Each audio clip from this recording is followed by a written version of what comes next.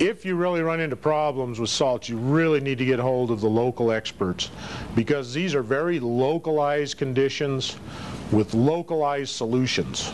People will know how to deal with it. Lots of times it's not cost effective. It's better off just to let it lay.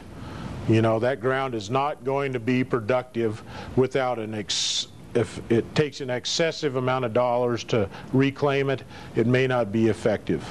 And until the time comes when there is enough value in that land, it may just sit idle. Dan, did you have any more? Well, I just missed that one part about when you dilute that liquid acid. What does it, how does it work? Oh, the question, the acid, what it will do is literally create a chemical reaction with the salts, and it trades off whatever, like sulfuric acid's usually a real popular one to use. And what they'll do is they'll take industrial grade sulfuric acid that's used. It's been used to do some kind of an industrial process, and it's now become not pure enough for whatever was being done with it in industry. Now it's a waste product, so they got to get rid of it. Well, that's not an easy thing to do. You know, to dispose of acid is kind of an ecological problem, and so one way they can do it is go out and spray it on the ground and help neutralize the salts that are out in the ground. And the sulfurs trade places with things like the sodiums in the compounds that are formed in the soil, and then the sodiums become free to tie up with bicarbonates, and you get sodium bicarbonates that are leachable. They become salts that will dissolve in water then, and you can flush them down through the profile.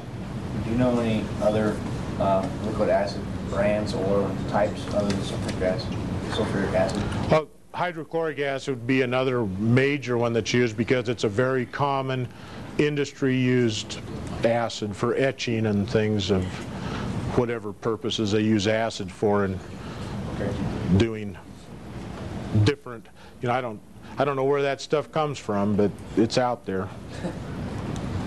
Chemistry 101. Yeah, I'm not going to get you deep into that. This could get real detailed, and it really becomes something that if you end up running into the problem, you need to take the time and energy to talk to the specialists in your area to find solutions.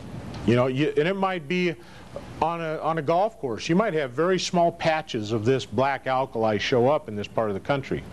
I think of one great example down in Ontario, Oregon. The Shadow Butte golf course down there, you go down the fairway and there'd be a patch 10 feet in diameter. No grass would grow there. It's down in a area where there are salt problems, and you know, it'd just be a little spot, and then you'd go 100 yards and you'd find another little patch. Well, those isolated patches could be treated independently of all the rest of the course, and you could over time get that problem solved, and it would make sense. It would be a viable thing. You know, you're improving the course, make it more playable without a huge area to be doing it. Now, if you had to do all 100 acres of the golf course, it might not be a viable thing. Maybe you go build a golf course somewhere else. But in that case, there were just little patches here and there across that golf course that were just dead because of the salt problems. Put a sand pit there. What's that? Put a sand pit there. Put a bunker in. That'd be a solution, wouldn't it? Greg, Yes.